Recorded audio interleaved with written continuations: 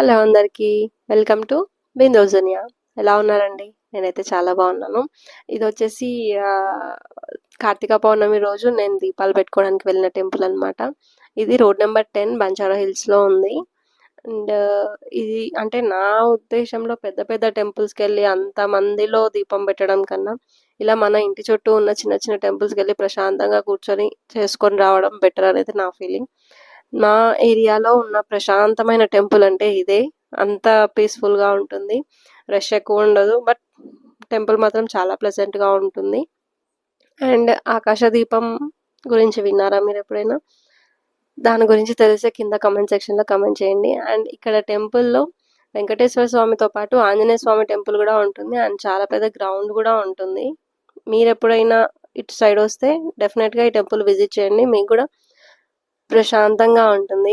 And ఇక్కడ వచ్చేసి ఉసిరి చెట్టు కూడా ఉంటుంది.